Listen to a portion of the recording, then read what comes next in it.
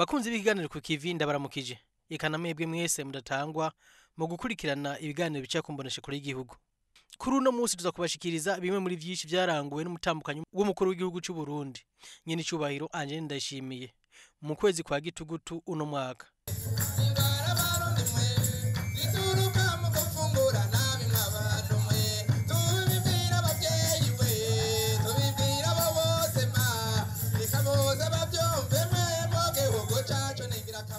Kimwe muri ivyo vyaranguwe ni nk'itanguzwa gisekeza kuwa 20 Gitugutu ryo kurandura n'imizi indwara ziturutse ku gufungura nabi.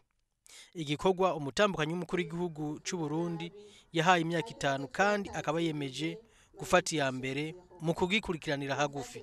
Ikiganiro magiteguriye kandi mugiye gugishikirizwa na Renova Nimbona Kaze.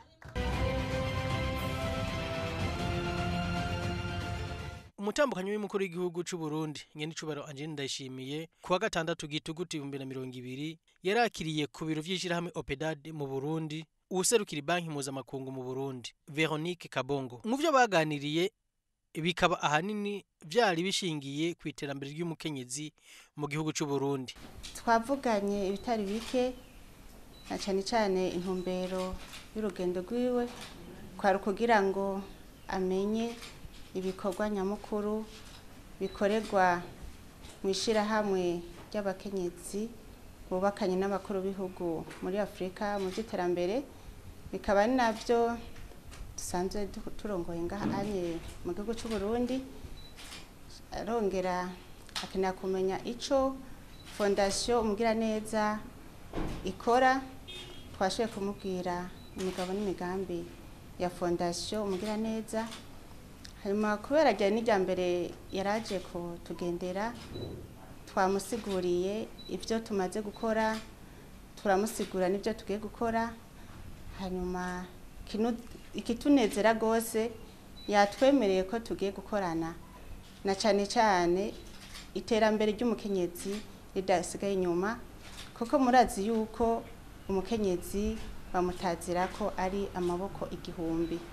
Umukenyezi ni ihuriro ry'ibikorwa byinshi mu gihugu ndetse no ku isi yose.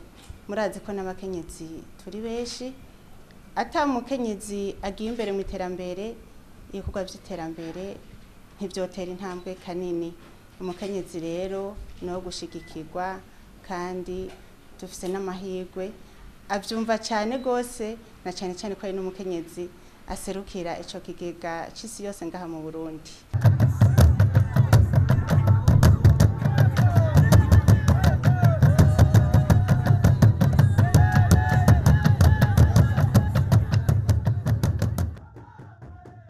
Kuwa 12 Gitugutu nyene icubahiro anje ndashimiye yarateye iteka ibirori byo guhimbaza umunsi mukuru mpuzamakungu wahariwe umwigeme, ukaba wahimbarijwe muri komine Mpanda intara ya Bubanza. Mu ijambo yashikirije yasavye abarundi guhanura bibaye ngombwa gushengeza abagabo bafise ingeso zo guhumbisha abana babigeme. Yasavye kandi abarundi gushigikira abigeme b'imfuvyi n'abavuka mu miryango ifisa mikoro make kugira baje mu ishure bitegurire kazoza kabo. Hanure bibaye ngombwa mushengeze abagabo b'ibitabanga bagomba guhumbisha abana babigeme. Bafashe kuja mu mashure abigeme b'imfuvyi n'abafise abavyeyi banahonikora kugira ngo nabo nyene bashobore kwitegurira kazoza keza.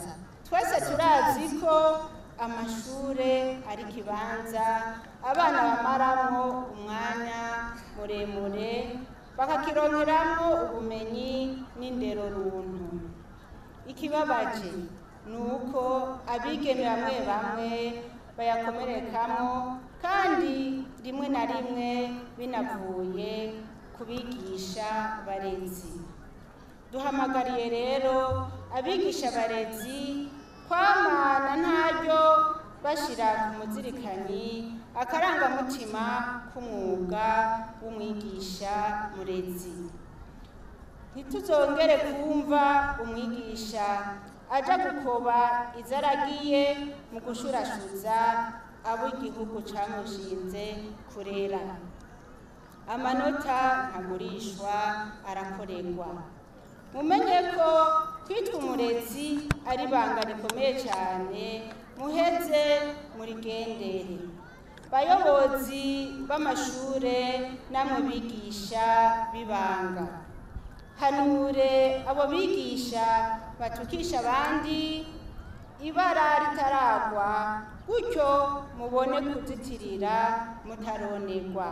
Turatera akamo abajejwe kwigisha ijambo ry'Imana mu madini yose, abamenyesha amakuru, amashirahamwe yigenga, imboneza ku nzego zose, kwama basuzuma ko mu nyigisho batanga n'ibikorwa bakora ata bintu biza bisubiza inyuma agateka k'umwigeme birimwo. Muri yubare ntimwice abo mwari mujejwe gukiza. Amashirahamwe yigenga turayasabye kwamana ntaryo asuzuma inyigisho batanga ko zitari zititura akaranga k'umwigeme w'umurundikazi. Turabasabye kandi gukomeza gushigikira leta mu twigoro iriko irakora mu ntumbero yo kuvana umwigeme w'umurundikazi mu bukene, gutyo abone kwikingira intambamyi zimwe zimwe zituruka ku bukene.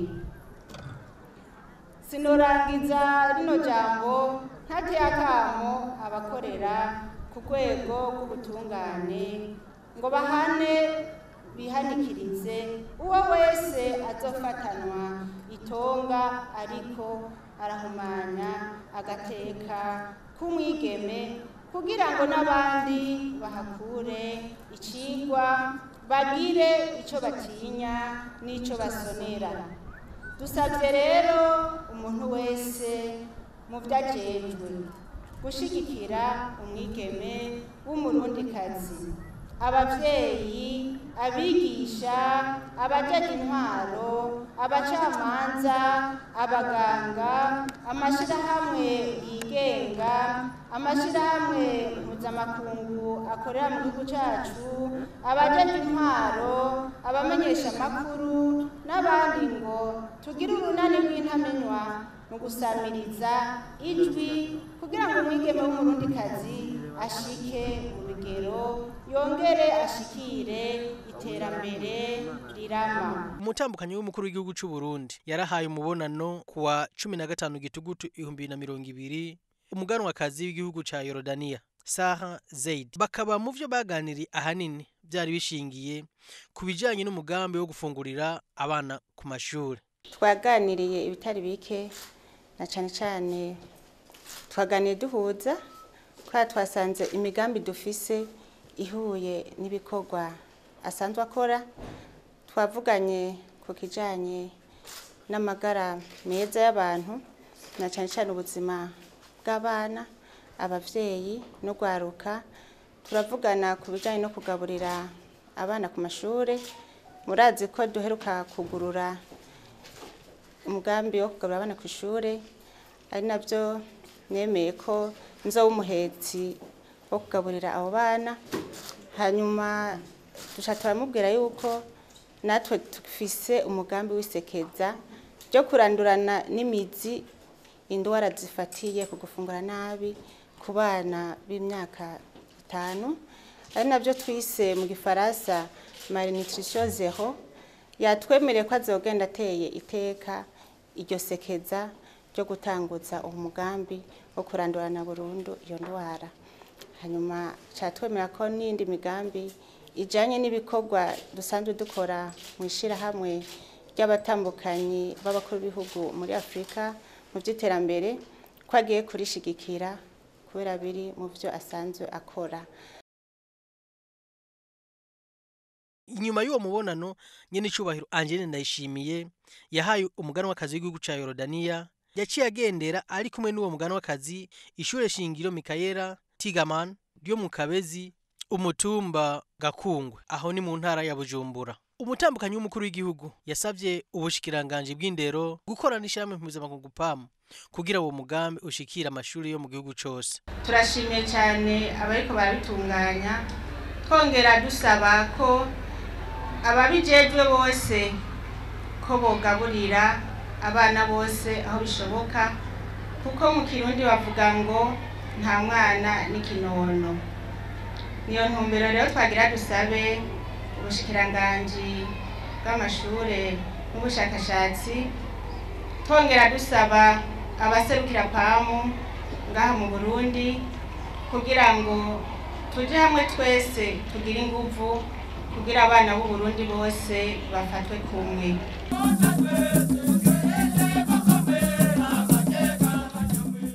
Kuwa 16 Gitugutu 2020 nyene icubahiro Angenda Ndayishimiye ari kumwe n'umugani w'akazi w'igihugu ca Yorodaniya barateye iteka ibirori vyo guhimiriza abarundi kugira bavavanure n'ihohotera hamwe no gukumira abanyamwema vyabereye mu ntara ya Rwigi. Mu ijambo yashikirije yasavye abarundi bose gukingira abanyamwema kubereka urukundo kuko ari abantu nk'abandi, nabo abanyamwema yabasavye kudasubira kwikumira.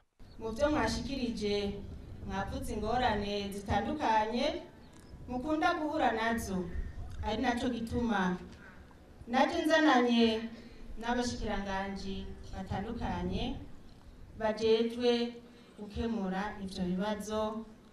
Sagaseseshwa muri mwavyumviye ko umunyamabanga ntayegayezwa mu bushikiranganje w'intwaro yo hagati mu gihugu, umutekano n'iterambere muri rusangi yamaze kwemera ko ico kibazo cyamaze gufatwa mu ntoki kanatsinda nkuko byatanguwe, kandi twagira duhamagarire abarundi bose s'abanyarugi gusa biraba ico kibazo ko twakigira icacu twese kugira ngo bose bumve ko ari bene Burundi, bumve ko ari abantu nk'abandi bategerezwa kubahirizwa agateka kabo no gukingirwa mu bihagije. Mwanavuze ko mukumirwa, eka mbere n'abavyeyi banyu bakakumirwa kubera bibarutse nyamwema. Duhamagariye abenegihugu bose gutahura ko nyamwema ari umuntu nk'uwundi, kuko ategerezwa kwakirwa nk'uwundi mwana, kanatsinda itandukaniro ari urukoba gusa, kuko n'abandi bavukanye ubumuga turabatunga tukabaronsa ivyankenerwa. Ni naco gituma dusavye abarongoye abandi kuva kuri nyumba 10 gushika ku rwego rw'igihugu kwitaho bimwe biboneka abavukanye urwo rukoba rw'abanyamwema. Kira noneho umubiri urahindagurika, n'abavukanye urukoba rwirabura hariho n'indwara zifata umuntu amaze gukura ugasanga urukoba rwahindutse.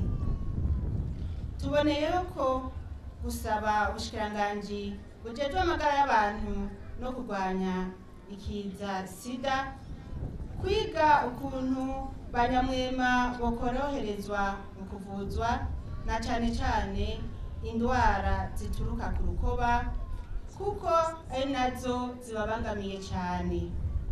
Nayo ubushikiranganje bwo gushigikirana nabwo bubafashe kuvyerekeye kuronswa vyankenerwa byo kubungabunga urwo rukoba rwabo, kuko rusaba vyinshi bose batoshobora kuronka nk'uko bavyivugiye. Ivyo navyo ni nk'amavuta yo kwisiga, vaseline, amarori, imitaka n'inkofero. Ivyo rero bikenewe cyane cyane abafise amikoro make. Si kuvuga yuko abantu abonikora bose ari banyamwema, kandi si kuvuga yuko banyamwema bose bavuka kuri bantabonikora.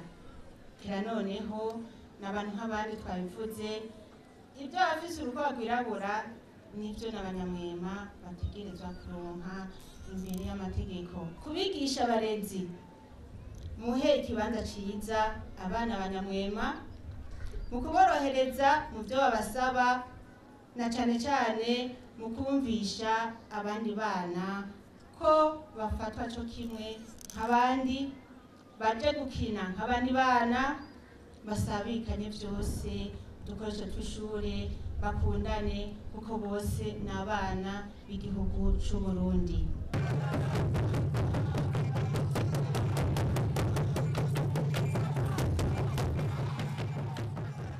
Kuri uwo munsi nyene umutambukanyi mukuru w'igihugu n'umuganwakazi w'igihugu ca Rudaniya baragenda ishuri shingiro rya Muririmbo muri komine Mutaho intara ya Gitega. Hari mu ntumbero yo kwirabira uko umugambi wo gufungurira abana ku mashuri wifashe. Mwijambo yashikirije yaravuniye akagohe abana gushira imbere ivyigwa kugira baze bige neza, barangize amashuri, biteze imbere, bongere bateze imbere n'igihugu. Yasavye kandi abayobozi b'amashuri kwijukira kurima imirima y'ishuri kugira baze barafungura ivyo birimiye aho kuzera inze kubizanwa n'abagira neza. Ati biciye mu gukomeza uburimyi ku mashuri, uwo mugambi wo gufungurira abana ku mashuri urashoboye gukwira igihugu cose atangorane.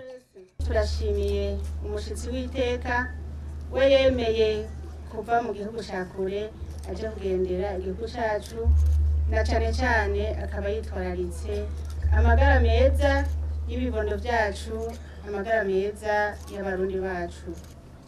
Rero mwavuze ngo mawe, burya rero mawe ntashaka gutekana atabonye ko abana bafunguye neza, atabonye ko abana bashojeje kwifungurwa amazi meza, amata, ndetse ico cose gishobora kubungabunga no kubaka umubiri. Turashimira rero no mugambi wa leta wo kugaburira abana bari mu mashure, ari naco gituma twiyemeje kuba abahetsi w'uwo mugambi wo kugaburira abanyeshure bari ku mashure. Nako karyo keza twarose kugira ngo dushimangire ibyo twiyemeje, tugendere amashure atandukanye, turabe ko uwo mugambi uriko uraja mu ngiro koko, kanatsinda mawe anezerwa abonye abana bahaze. Twagira rero tubwire abayobozi b'ishure, burya isi y'u Burundi ifise akanovera keza.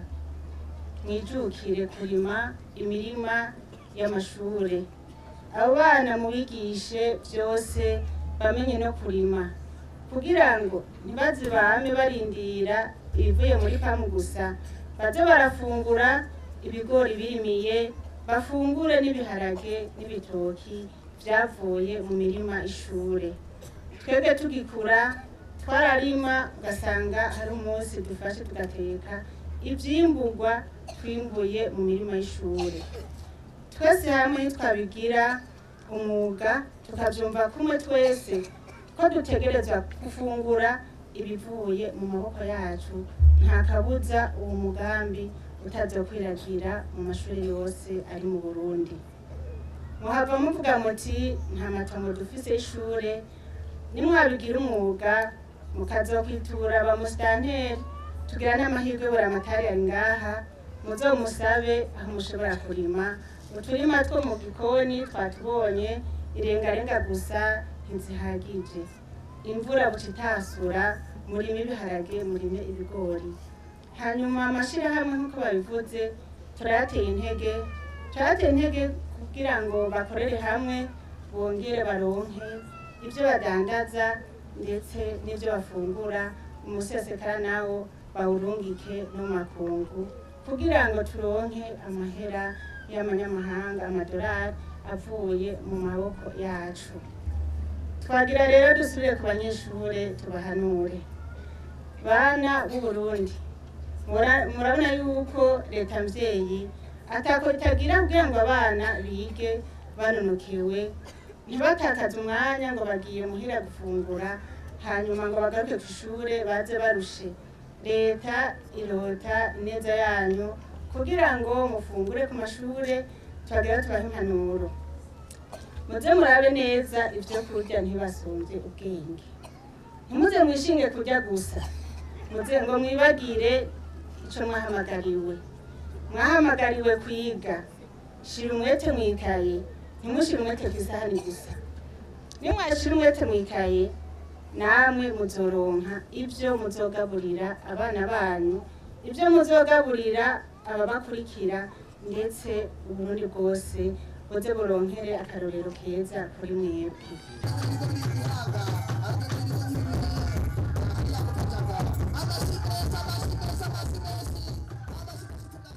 Kuwa 20 Gitugutu nyene cyubahiro Angene Ndayishimiye yaratanguje isekeza ry'imyaka 5 ryo kurandura n'imizi indwara ziturutse ku gufungura nabi. Ibikorwa vyatangujwe mu gisagara ca Bujumbura, komine Mukaza, mu kigo c'ababikira b'urukundo wo mu muryango w'ababikira witiriwe Terezia w'Ikarkita.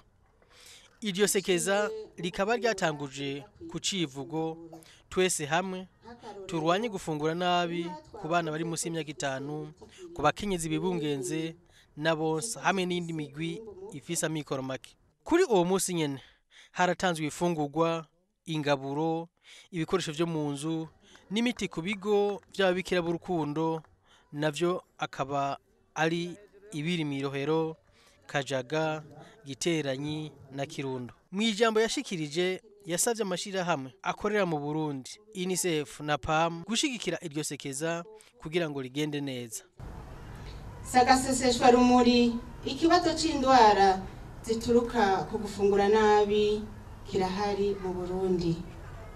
Ku matohoza yakozwe n'ikigo kijejwe ibyo kwegeranya ibiharuro kimwe twita Istebu, mu mwaka w'ibihumbi 2019 kirerekana ko izo ndwara zibonekeza cyane mu bana b'imyaka iri munsi y'5 mu gihugu.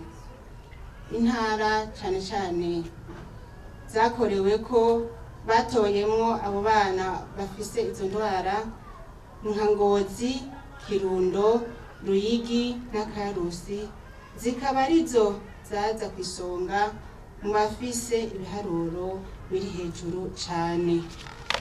Zikaba ari nazo ntara rero tuzobanza gufatira ko akarorero kugira ngo abo bana bamererwe neza, hanyuma tubandanye no mu gihugu cyose. Twagomba kubereka ko iyo ari ingingo yafashwe kugira ngo abana b'u Burundi bakure bafise amagara meza. Twagomba kuboneraho akaryo ko gutanga umuco, kubitiranya ibintu n'ibindi.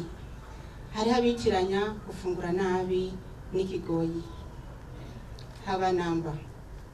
Ibi ni ibintu bitandukanye cyane, kuko gufungura nabi n'abafise umwimbu ukwiye birabashikira biciye mu gufungura ibidakwije ingaburo. Nk'akarorero, intara twavuze ko zifise ibitigiri binini binini, siko zifise umwimbu muke, suko zugarijwe n'ikigoyi. Hari ikibazo cy'uko abana bafungurirwa imfungurwa zidakwije byangombwa. Hari n'abitiranya ko gufungura neza ari gufungura inyama, bimwe bita ngo nakaboga. Ako benshi bakunda gufungurira abana bakitiranya ibintu n'ibindi, bazi ko babahaye ibyo kurya byikwije. Ako kaboga kakaba gakeneye guherekezwa n'utundi tuboga tumwe bamwe bita ngo ni nyani, imboga z'amababi. Hari n'abandi bagaburira abana ndetse n'abakuze nyene, gasanga biteretse irobe ry'ubugari n'indagara 4, ugasanga biteretse umutsima n'intore 3, kubera bashizemo akunyu gakwiye wa mutsima ukamanuka neza, bakaba bazi yuko aho rero bafunguye neza. Hariho n'ikindi abana bakunda, harimo n'abakuze bayikunda, isahani ugasanga yuzuye umuceri kuva hasi gushika hejuru, ataduharage, atatuboga, ndetse atanagasosi. Hariho abazi ko isose ari isose y'inyama gusa, kandi tomati ari izo twirimira mu gihugu cacu. Banyakubahwa mwese muri ngaha, tumaze iminsi turiko turagendera ibigo birererwamwo impfuvyi, abageze mu zabukuru n'abagwaye izo ndwara zifatiye gufungura nabi. Twariboneye ko ikibazo c'indwara ziturutse ku gufungura nabi kikibangamiye igihugu cacu. Mu gihe twese tugiye hamwe tugafashanya mu guhimiriza no guha ingaburo zikwije abamaze kurwara izo ndwara, zoranduranwa burundu. Ntituzohengeshanya rero, aba bana twiboneye ngaha muri kino kigo tutabonye ko iyo ndwara yamaze guhera burundu. Ni muri iyo ntumbero twaciye twiha ihangiro ryo gutanguza irisekeza ryo kurondera no kuvura biciye mu ngaburo abana bose bafise indwara zijanye no gufungura nabi.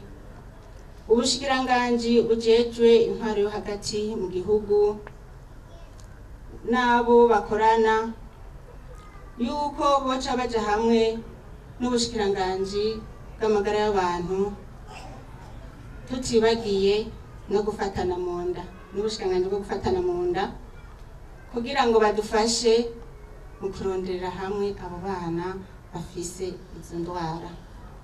Turateye akamo kandi amashirahamwe ko yoshigikira uwo mugambi, na cane cane UNICEF na PAM, tutibagiye n'ayandi mashirahamwe. Twifuza ko abafise izo ndwara zijanye no gufungura nabi boza baratonda ku bitaro bitandukanye kugira ngo byorohe kubagaburira. Muribuka ko kera tucaruka abana bafise izo ndwara baratonda kwa muganga bakabaha ibyo twita nguruguri ndetse n'amata y'ifu, baca babaha n'amavuta y'amakoto. Ubu rero twari twifuza ko abo bana bamaze kwegeranwa bakaboneka ko baca batanga ivyo biharuro kugira ngo tubatabare hakiri kare. Uwo mugambi ukaba uzoshikira kandi n'iyindi migwi y'abafise amikoro make, nabo nyene bakeneye gushikirwa mu bijanye no gufungura neza, aho twovuga abageze mu zabukuru, abakenyezi bibungenze, abakenyezi bonsa n'abandi. Kuko iyo migwi twasanze iri mu yibangamirwa cane n'izo ndwara ziturutse ku gufungurirwa nabi.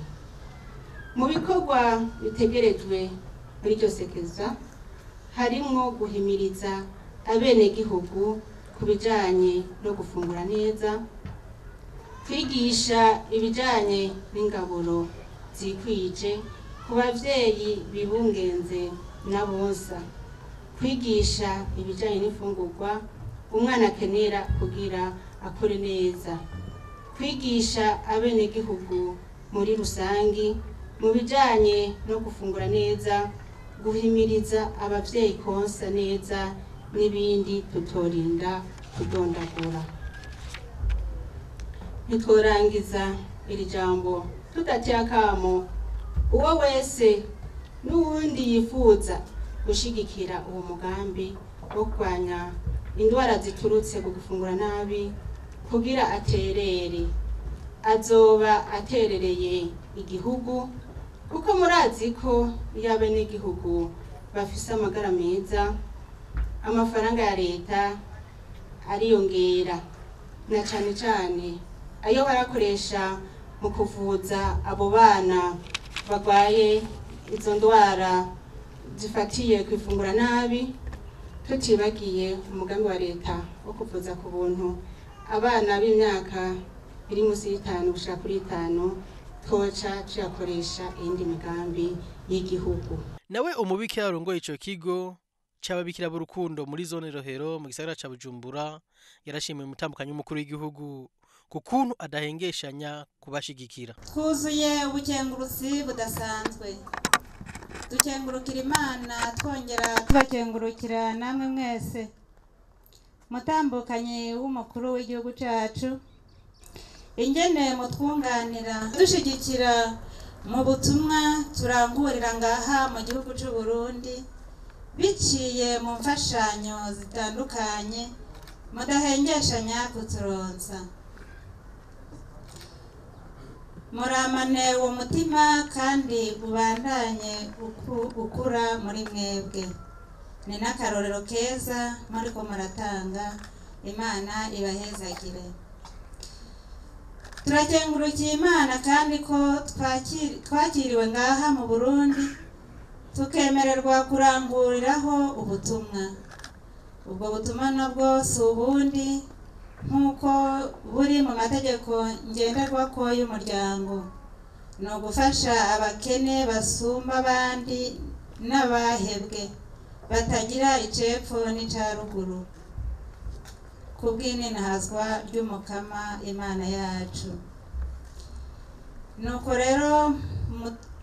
rero mutuba hafi n'ubu turabituye cyane cyane nyakubahwa mujejwe ubushikiranganji bwo gufashanya no gushigikirana. Musanzwe muzi ko twakira abagwayi bava mu mihingo itandukanye. Turabasabye dushimitse ko mwoturonsa umuntu yoza aradufasha kuronka impapuro nkenerwa z'abagwayi canke igihe tuzirondera tukoroherezwa. Ivyo bizodufasha kuko hariho natwe turengerwa kubera ubutumwa bwinshi butandukanye budufatira. Igihe turimo kikikiza karanda ca coronavirus biratugora kwakira abarwayi bashasha. Ni muri iyo ntumbero dusaba ko mwoza murabanza mukabadusuzumira ico kiza tukabakira basuzumwe, kuko nk'uko mubibona turamutse twakiriye uwufise iyo ndwara yoca yanduza abandi. Yesu ati ico cose mwagiriye umwe wese muri abo bato bato ninje mwokigiriye. Kubw'ibyo bica bitugora kwanka kwakira abashasha baza batugana. Twizigiye ko ubusabe bwacu mubuzirikanye kandi ko turi kumwe tuzobandanya kurangura ibyiza bitari bike kubw'inenahazwa ry'umukama wacu biciye mu kwitwararika ba ntaho nikora. Turangije tubifuriza amahoro y'Imana, umuvyeyi wacu Bikira Mariya abandanye atubera mu ngoro. Muturamukirize umukuru w'igihugu cyacu. Murakoze, tugire Kristo.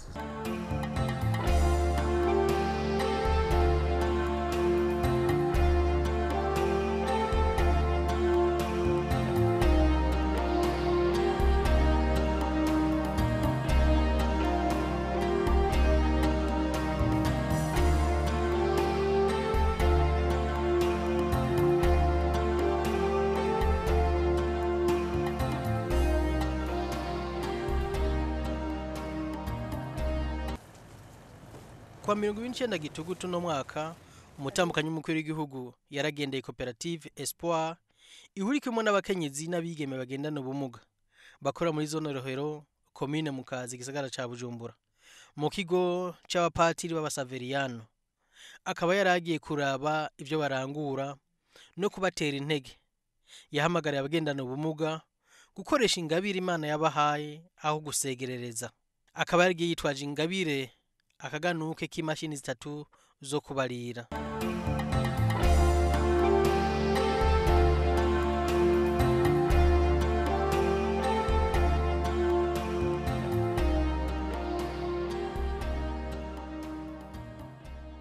Magariye rero n'abandi bose bari mu ibarabara bazi ko bagendana ubumuga ariko amaboko n'umutwe bikomeye, ko bokoresha ingabire Imana yabahaye bagakoresha umutahe mukuru burya n'umutwe n'ubwenge.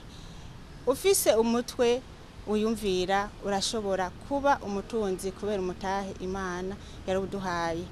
Haca mpamagara rero bajya bose bagendera mu ibarabara batega amashi, baba bagabo baba bakenyezi, ko boja hamwe bagatora akarorero keza kuri aba bari ngaha kugira ngo biyungunganye biteze imbere bonyene bongera ateze imbere imiryango yabo, bateze imbere n'igihugu catwibarutse. Nawe uwurongoye iyo koperative Anne-Marie Nduwimana amenyesha ko abagendana ubumuga atari abo gusegerereza canke gufashiriza mu kigo.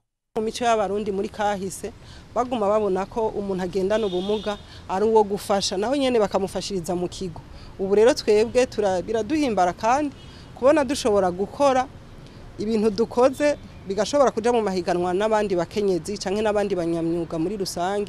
Twebwe rero biraduhimbara cyane, tukaba tugezaho twifuza ko twokwagura imbibe, kuko nk'ubu turafise abanyeshure twaronse kugira ngo tubigishe gukora, kandi kubera ibibazo bafise muhira vy'ukunyegezwa tubazane bagumane natwe.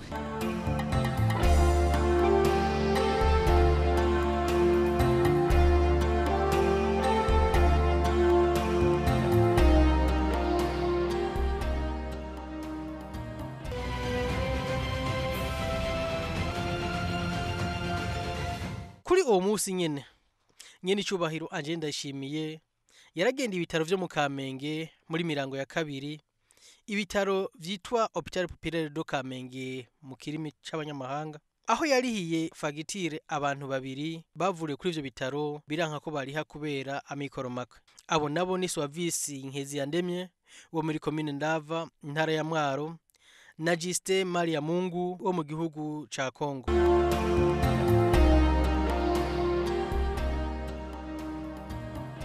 Yaranashikirije kandi utundaganuke abavyeyi n'abana bari bagwariye muri ivyo bitaro tugizwe n'impuzu n'amata. Mwijambo yashikirije yahamagariye abarundi bose, abanyamahanga baba mu Burundi kugira umutima w'urukundo. Fondation mugira neza nticagura, ifasha uwari we wese akeneye gufashwa. Twagomba dushobore kurihira facture z'umukenyezi yitwa Swavisi. Uwo Swavisi bari bamuhaye ifoto yiwe agifise ikivyimba ngahanye kwitama, basa n'abari mu mwiheburo biyumvira iyo bamujana. Rero Imana ishimwe yarakize neza, najyatama ubu arashobora gutwenga. Hanyuma ndiko ndiyumvira kurihira Swavisi, niho bacambwira ko hariho n'uwundi. Camvuga nti muri leta mvyeyi nticagura, kuko Bonaction mugira neza ihari kugira ngo yunganire leta mu bikorwa vya misi yose.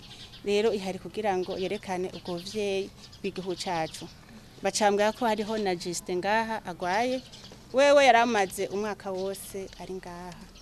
Rero Fondation mugira neza mpagarariye irahamagariye n'abandi barundi bose, abanyamahanga bose kugira umutima w'urukundo, umutima w'impuhwe.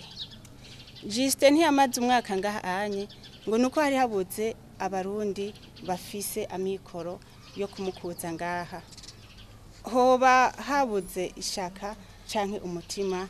Rero turahamagariye abarundi bose kugira umutima n'ishaka ryo gufasha abandi, badacaguye, bataravye iyo bamuka, bataravye uko bari. Kuwa 31 Gitugutu 2020 umutambukanyi w'umukuru w'igihugu yaragendeye irero ry'imfuvyi Miséricorde Divine ry'ababikira bene Bernadetta, akaba yaragiye ajanye umwana nibakuze Kelly Darlene arezwe n'umuryango w'umukuru w'igihugu c'u Burundi kuramukanya muri ico kigo. Kelly Darlene akaba yakuye muri ico kigo muri Kigarama 2019 afise amezi 6 aho vyaboneka ko yari afise ingorane z'indwara ziturutse ku gufungura nabi. Mwijambo nyene icubahiro Angela Ndayishimiye yashikirije kuri uwo musi yamenyesheje ko hambavu yo kuramukanya kwari no kubandanya isekeza aherutse gutanguza ryo kurandura n'imizi indwara ziturutse ku gufungura nabi. Akaba yagiye yitwaje agakemanyi kagizwe n'ibifungurwa, amata, umuceri, ibiharage, ifu y'ubuyi, impuzu z'abana batoya, eka n'ibindi irerero nk'iryo rishobora gukenera. Twatanguje isekeza ryo kurandurana n'imizi indwara iturutse ku gufungura nabi, iyo twise mu gifaransa malnutrition zero. Barambwiye ko ngaha hariho abandi bana babiri bafise iyo ndwara. Twaje no gutera intege bano babikira kugira ntibaze bihebure, babonye indwara mwe n'izo baze baje ku mavuriro abegereye. Mu minsi iza twahamagariye abarongoye imitumba, abarongoye intara ndetse n'amadistricte sanitaire yuko bo kwandika abana bose bagendana iyo ndwara yo gufungura nabi kugira ngo ibifungurwa byo babungabungira amagara bazohore babitora kw'izina ry'uwo nyene agwaye. Twasanze benshi baca bidandaza mu mabutike. Ubu rero ni ukugira amafishe y'umwana umwe wese kugira habeho suivi, bamukurikirane kuva bakimuzana agwaye gushika babonye ko iyo ndwara yaheze.